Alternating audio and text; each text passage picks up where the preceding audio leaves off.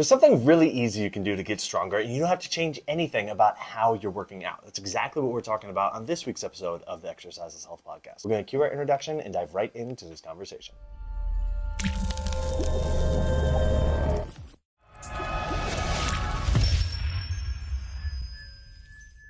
Hey, welcome back, everybody, to the Exercise is Health podcast, brought to you by Muscle Activation Schaumburg. We're your hosts, Charlie. And Julie. And today we're discussing something really simple that you can do to immediately change how strong you are, okay? And you don't have to change anything else about your workouts. You just do this one thing. We want to let you know if you want to start taking action on what we're talking about today. That's exactly what we can help you with at our studio, Muscle Activation Schaumburg, where we specialize in muscle activation techniques. So all you need to do to see our availability and get on our schedule is go to our website, www.matschaumburg.com, click the big green button that says Get Started, and you can schedule yourself for your initial MAT consultation and assessment. Now, if you're familiar with our content, you might be hearing this introduction and think, oh, you're going to tell us about MAT. And okay, that would be a potential answer to this question because yes, you can do MAT and get stronger without question. We've seen that client after client after client for over a decade and a half now.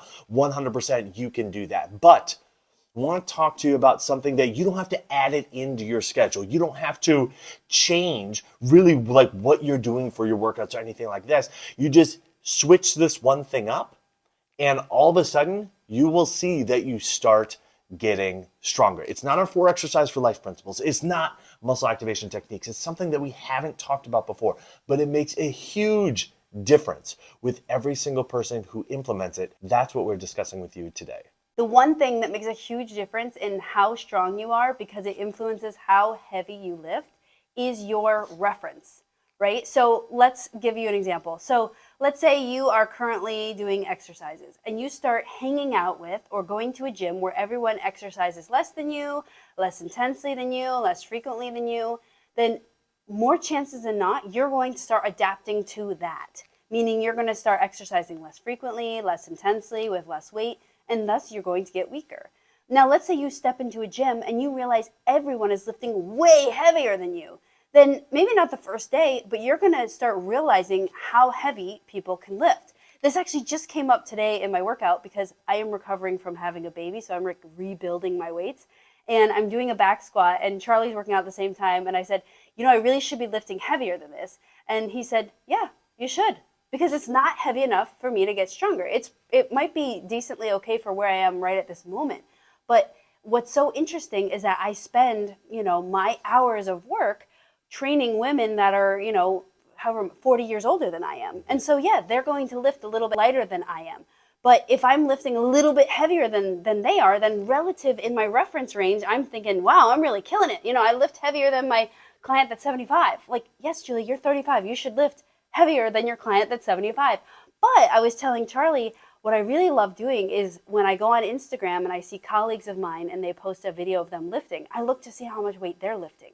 Because it gives me a check. I'm like, hey, for a healthy 35-year-old woman that is regularly exercising, how much could be lifted? And I'm not saying I should match them, but it gives you like this relative sense of like, wow, I'm way off. I'm back squatting 100 pounds and they're doing 300 pounds. Like, not that I need to be doing 300 pounds, but to know that 100 pounds is not relatively a lot. And so kind of who you hang out with, what your reference range is, really, really matters. And we have to be careful when we step into a new reference range by joining a different type of workout group or even a gym, like especially one that might be labeled for like seniors or whatever it is, that it's going to change your reference range, and that's going to immensely change how much you're lifting or how strong you will become. And we see this across the board for people, regardless of where they are in the whole continuum of strength, of athleticism, of overall fitness. Whether somebody is a beginner or whether they are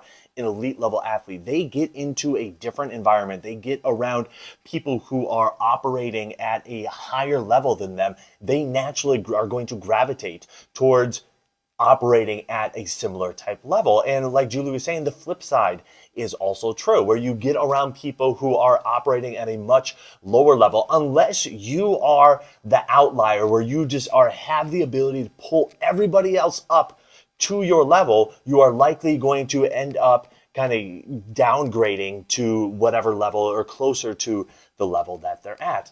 And so this is one of the easiest things that you can change is changing the reference that of what like a hard workout looks like, what heavy actually feels like. And I think for a lot of people, that's really the thing is, when you go and you lift weights, it should feel heavier than like what you're doing during your normal day. But it doesn't mean that it's actually close to your max, right? It doesn't mean that it's actually close to like what you could physically do on that set. But our brain plays all these funny games with us where it's like, oh, well, because it's heavier than what I'm used to, that means it's heavy. No, it just means it's heavier than what you're used to. Oh, because it was like harder than I'm used to, that means it was really hard. No, it's just harder than what you're used to. And then all of a sudden you get, you see a clip online, or you get, in an environment where there's somebody who's like really, truly pushing themselves to a much higher degree. And you realize, oh, wow, like, yeah, that's what's actually possible. That is something that, okay, like maybe today I don't want to go that hard, but I can at least like start going in that direction, because they're going like 3, 4, 7 orders of magnitude more, like from an intensity standpoint than what I am. Like yesterday I did this workout, and like I was so exhausted by the last set of doing, hex bar deadlifts. I sat there, or I set the bar down and I stood up, and I just had to like stay still, like not move for like 10 seconds. And just like let my body recalibrate, let my nervous system recalibrate, like don't take a step because like you might pass out. Like it pushing myself to that level of intensity. And if you've never seen somebody push themselves to that level of intensity, you'd be like, oh, well, that one, it doesn't even seem like a possibility. 2, it seems like, oh, well, that can't be healthy because you're about to hurt yourself. 3, it might be like, well, there's all these kind of like negative stigmas that come around, like really pushing yourself that hard. But I tell you, wake up today, completely fine. Heart rate variability, completely normal. Like nervous system not overly taxed, body not overly taxed. But in that moment, like I had worked myself to be able to push myself that hard, okay? And so when you realize, oh, wow, like it's actually possible to push yourself that hard and not have these negative repercussions that we so often associate with pushing yourself that hard, changing the lens that you view your workouts through and your reference of like what's actually heavy, how much weight you should actually be lifting, things like that, it makes a dramatic shift. And then once you realize, oh yeah, I could probably be, throw another 50 pounds on the bar. I could throw, do another 10 reps or whatever it is for you. You realize, oh wow, like how much faster you're actually going to get stronger simply by changing your reference point. That's right. You know what's so interesting? The thing that actually progresses our body is, one like reference idea, language that trainers can use is something called RPE. So like rating of perceived exertion. Like how intense was that? 1 to 10. 10 is like you literally can't do anymore. And the amount of times that I will work with people and on their first session where things are really light actually, but to them it's the hardest they've ever worked. Kind of like what Charlie was saying. So to them, their experience is like an 8, but it's only 5 pounds or whatever. And so what's interesting is that if they knew they could really lift 20 and they're lifting 5 and they're saying it's an 8, right? So anyways, what's interesting is as you grow, you have to constantly be looking like, is this environment really putting me at an 8, 9, or 10? Because a lot of times what happens is, we might get like the fitness magazine, the women's health magazine. It says, women your age should be walking 30 minutes 5 times a day. And you're like, check. And then women your age should do weightlifting 3 times a week. And you're like, check. And honestly, if you are more in shape than that, you are going to actually start regressing because that's your reference range. And so that's the whole importance of making sure your reference range and your references that you're putting in your body is helping you build your strength and get stronger and not weaker and not just like checking the marks, but that you're staying at those high levels of rating of perceived exertion when you're exercising. And I guess we could change that to like rating of actual exertion. Yeah. Because sometimes it's all in your head. We're not saying to disregard when you feel like you need to stop, but to actually be practicing and trying to push yourself and seeing where is this the psychology telling me to stop and where is my body actually telling me to stop. Julie, it's such a great point, and I love the point you made that like as you get older, it becomes even more important to keep putting yourselves in these types of environments. And older, not just like, oh, you're in your 70s, 80s, 90s, but like it's all relative, right? So like for me, one of the most telling environments that I put myself in is being around the professional athletes that I work with and realize, oh, these are the numbers that they're hitting. Oh, these are what they're doing for their conditioning drills. Instead of thinking like, oh yeah, like I'm in good shape. It's like, I don't know, like, could I do that? Cool. Let me like go try. And so it resets my understanding of like, no, like there are humans that are going and doing this. If I want to try to keep pushing myself under the belief that like, oh yeah, I'm in shape, like, let's go. Like you got to keep pushing yourself in that direction, right? And so like wherever you are in, again, your fitness journey, like finding people who are stronger than you, who are lifting more weight than you, because as you go along, it gets really easy to be like, okay, yeah, like I'm, squatting 95 pounds. Well, 95 pounds is more than everybody else. Okay, so I'm good. And then you go into an environment where people are squatting, 150 to 200 pounds. And then so you work your way up and you're like, okay, cool. Like, I'm at, 150 to 200 pounds. Well, if you go back to the previous environment and you're like, okay, like I'm 150 to 200 pounds. Now I'm like way, better than everybody else. It gets really easy to then regress back to that 95 or whatever you were doing, as opposed to staying in that environment that really pushes you, because collectively they're going to keep going forward and that will pull you forward as well. So just something to think about with your workouts.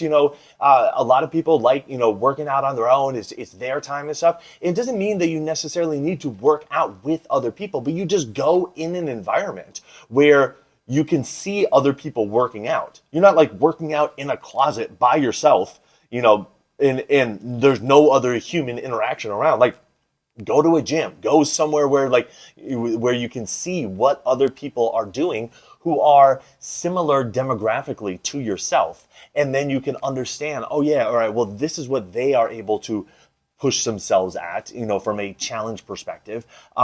That means in all likelihood, it's very possible for me. And I need to start kind of progressing myself in that direction as well. And you will be amazed at how quickly your strength and your weights can go up when you do that. It's really that simple. Just putting yourself in an environment that requires that of you, and you'll realize like how much more can be pulled out of you when you do that. So if this is something that you would like our guidance with, that's exactly what we can help you with at our studio, Muscle Activation Schaumburg, where we specialize in muscle activation techniques. Because it's one thing to go and hit the weights hard. It's another thing to make sure that your body stays safe in the process. And that's exactly what we can help you with here at our studio. So again, all you have to do to see our availability and get on our schedule is go to our website, www.matschaumburg.com, click the big green button that says get started, and you can schedule yourself for your initial MAT consultation and assessment. Well, thank you so much for your time and attention, everybody. We always appreciate it when you give that to us every single week.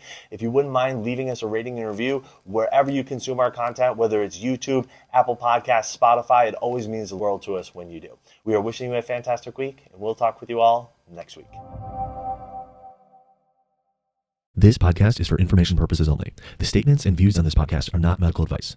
This podcast, including Julie and Charlie Gates, disclaim responsibility for any possible adverse effects from the use of information contained herein. Opinions of guests are their own, and this podcast does not endorse or accept responsibility for statements made by guests. This podcast does not make any representations or warranties about guest qualifications or credibility.